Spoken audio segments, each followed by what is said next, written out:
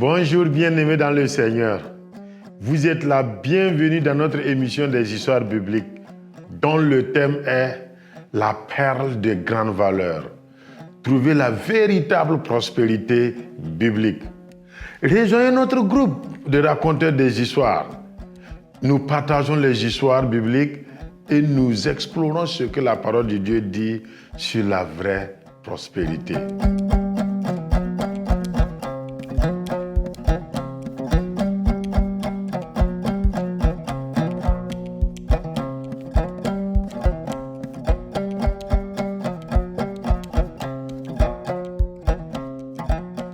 Bonjour chers amis. Bonjour ma soeur.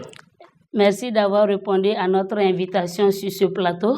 Nous sommes là encore ce matin pour parler des histoires bibliques. Et ce matin, notre histoire est tirée dans la parole de Dieu. Et moi, c'est Nana Marie Pélagie, je suis du Burkina. Le titre de mon histoire, c'est Le roi choisi par Dieu.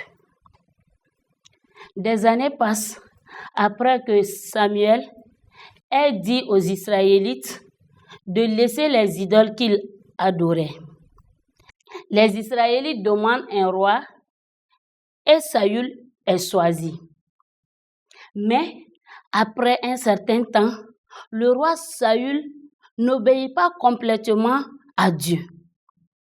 Et Dieu n'est pas satisfait du roi Saül. Dieu choisit un nouveau roi pour son peuple. Dieu envoie Samuel dans une certaine famille à Bethléem pour faire la cérémonie du choix du roi et oindre le prochain roi. Dieu dit, j'ai choisi l'un de ses fils pour être roi. Quand Samuel voit le fils aîné qui est grand et beau, il se dit, ce doit être lui que Dieu veut comme roi. Mais Dieu dit, je ne prends pas de décision comme toi. Les gens jugent par ce qu'ils voient avec leurs yeux. Mais moi, je regarde au cœur. Je ne le choisis pas. Plusieurs fils sont présentés à Samuel. Mais Dieu les rejette tous. Enfin, le plus jeune fils, David, arrive. Il était dans la brousse en train de garder les moutons. Dieu dit à Samuel, c'est celui que je choisis. Depuis ce jour, l'Esprit de Dieu est avec David. David attend patiemment de devenir roi. Il respecte et sert Saül.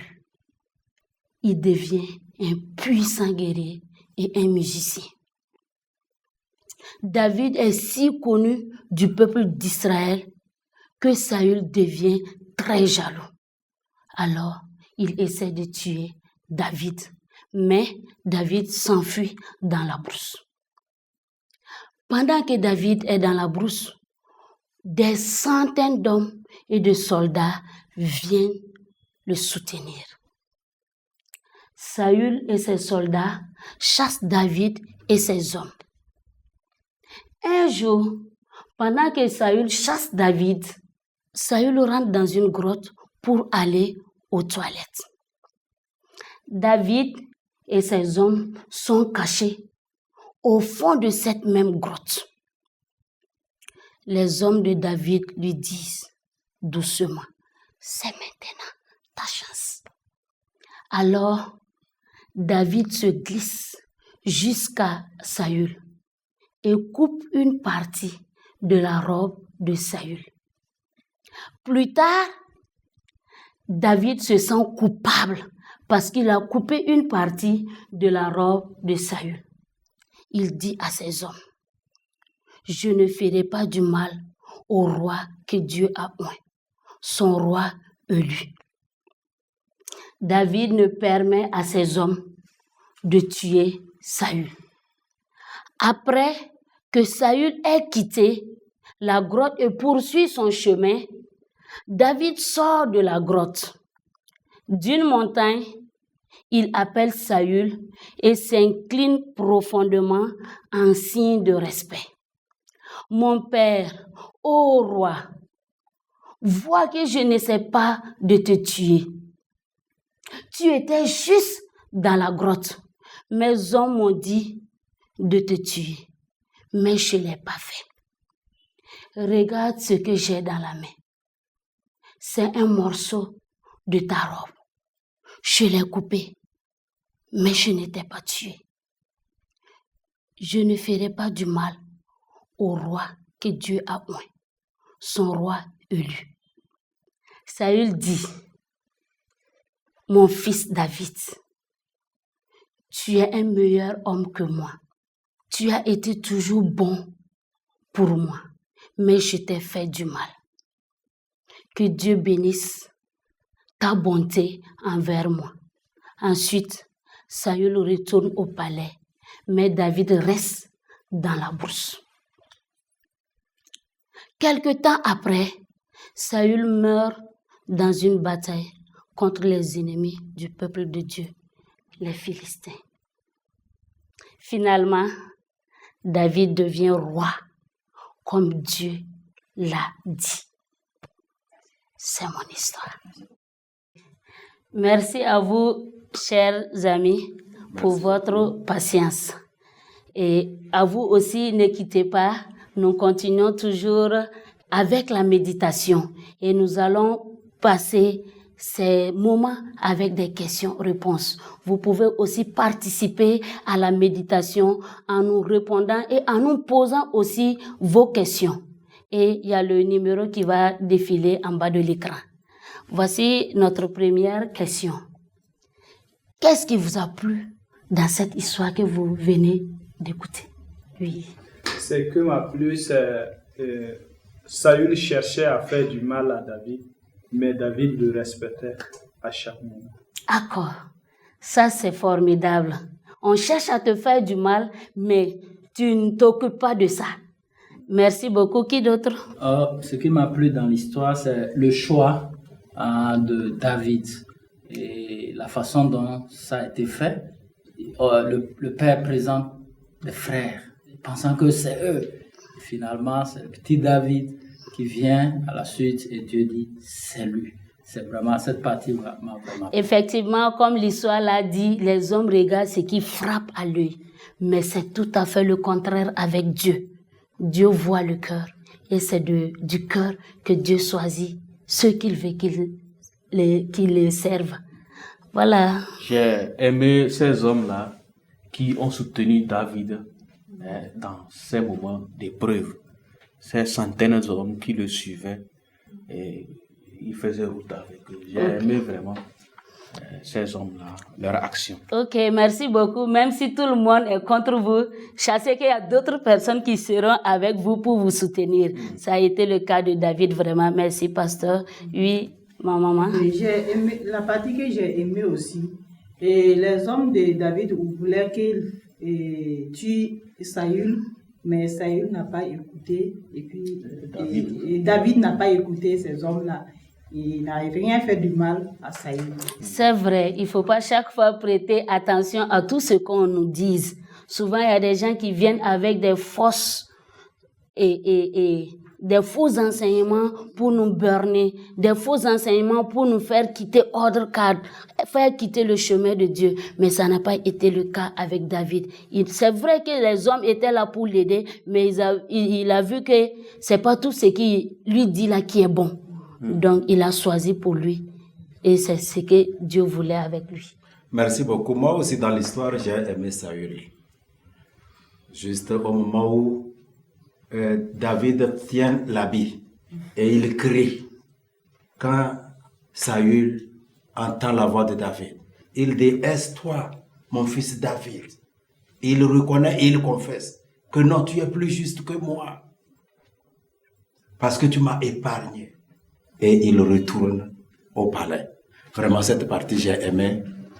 Saül, le méchant même, reconnaît cette fois-ci vraiment qu'il est en erreur. Et il retourne. Et c'était sa repentance? Sauf qu'elle n'a pas été complète. D'accord, merci beaucoup. Ok. Ok, moi j'ai aimé cette déclaration de David qui est positive. Il dit que je n'oserais pas porter la main à l'homme oint choisi par Dieu pour être roi. Vous voyez, ce serait peut-être moi que je vais dire que lui là, il a cessé d'être enfant de Dieu. Mais il a compris que quand bien même le roi là, il est sur un mauvais chemin, il reste toujours un oint de Dieu. Vraiment, j'ai aimé. Ça me donne beaucoup de leçons. Ok, merci. Merci beaucoup. Je voudrais ajouter un aspect aussi que j'ai vraiment aimé. C'est David qui était en brousse. Lui qui était le petit, c'est lui qui est en brousse pour garder les moutons. Et de la brousse, Dieu le tire pour devenir roi. Les gens qui étaient à la maison, Dieu ne les a pas regardés. Mais celui qui était en brousse et qui s'occupait du troupeau, c'est lui que Dieu appelle, il devient roi. J'aime ça. Ok, merci beaucoup, pasteur. Donc Dieu dit que celui qui veut être plus grand, qu'il soit le serviteur de tous. Donc David a été le serviteur de la maison de son père et voilà que Dieu vient l'établir comme roi. Merci. Vous aussi, nous attendons vos réponses. Voilà, et nous passons à la deuxième question. Qu'est-ce que vous n'avez pas aimé dans cette histoire? Je n'ai pas aimé la façon dont Saül s'est... Enfin, il est jaloux envers David et il cherche des moyens pour aussi le tuer. D'accord. Oui. Moi, je n'ai pas aimé les amis, parce que les amis ont demandé à l'autre, à David, de tuer le roi, mais il a refusé. Et il a coupé juste la vie. Mais c'est bon d'avoir des amis. C'est ça. Voilà. Ok. Donc, Moi, je n'ai pas aimé l'orgueil de Saül. effectivement. Ok. Je n'ai pas aimé la jalousie. La Parce que jalousie. c'est la jalousie qui a conduit Saül à vouloir tuer David. Et je n'ai pas aimé cette jalousie. Ok, effectivement. Il n'avait pas à nourrir cette jalousie-là. De vouloir tuer. Il devrait chercher à être meilleur que David au lieu de l'envier jusqu'à vouloir porter La vie. atteinte à sa vie. Merci beaucoup. Donc, moi aussi, je n'ai pas aimé le manque de discernement de Samuel. Partout, on voit Samuel a été présenté comme un bon exemple. Il a été un bon juge en Israël.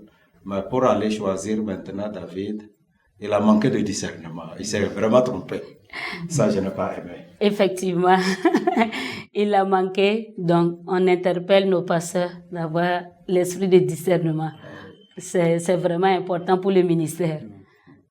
Ici aussi, je n'ai pas aimé le fait que Saül est mort dans un combat. Malgré tout, il est mort. Ça, c'est triste. Vraiment. Ok, donc s'il n'y a plus d'autres réponses, nous allons passer à la question suivante. Quel est le caractère de Dieu dans cette histoire? Qu'est-ce que nous pouvons dire de Dieu dans cette histoire? C'est Dieu qui choisit les rois. C'est ce que moi je veux dire. Oui, C'est Dieu qui choisit les rois. Dieu choisit les rois. Oui, Dieu choisit les rois, il est établi, mais il peut aussi faire descendre le pouvoir. Destitué.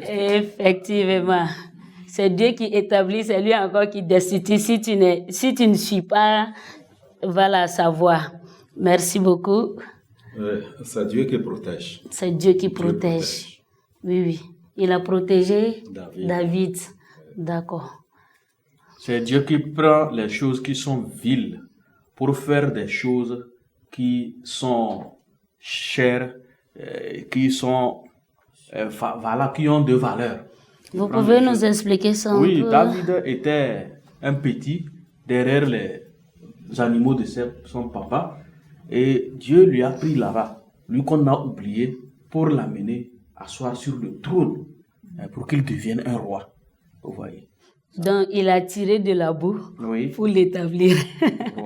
Amen. Je voudrais même ajouter sur ce que le pasteur Azaf a dit pour dire aussi que, vous voyez, c'était les personnes endettées, les gens, les repris de justice. Ce sont eux qui ont fui pour suivre David en brousse.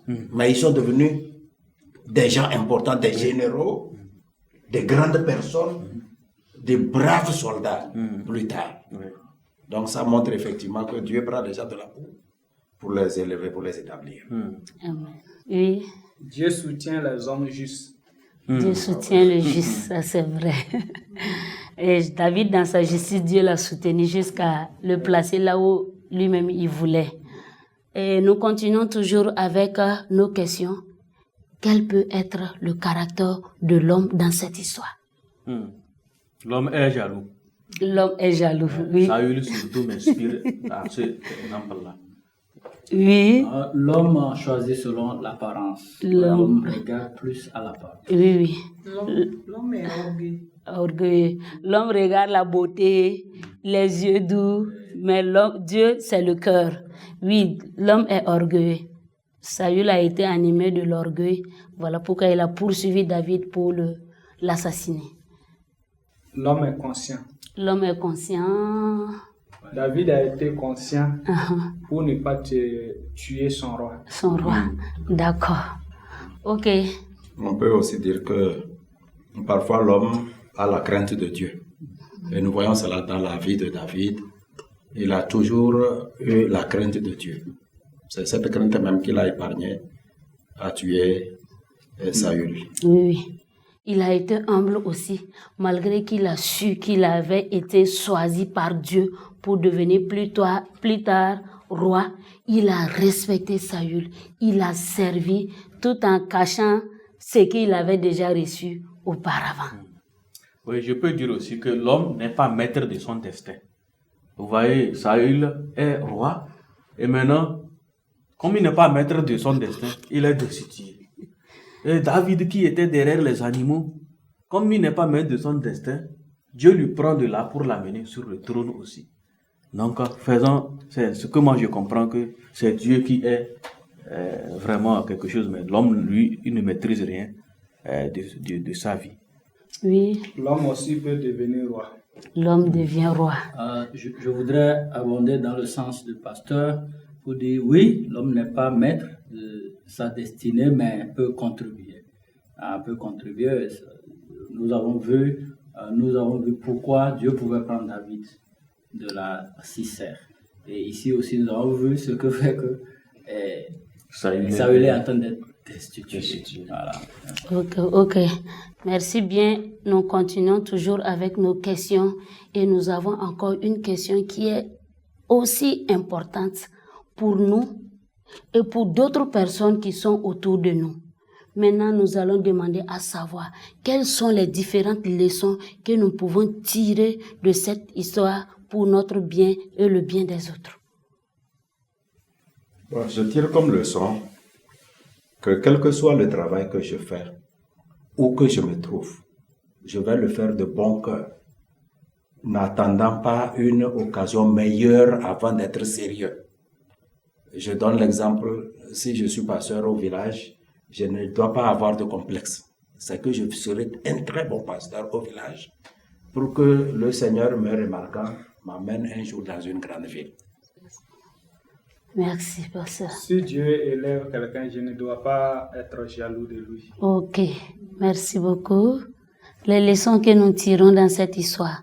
La leçon que moi je tire, je ne dois pas chercher à me venger. Ok, merci. Oui, la leçon pour moi, la jalousie est dévastatrice.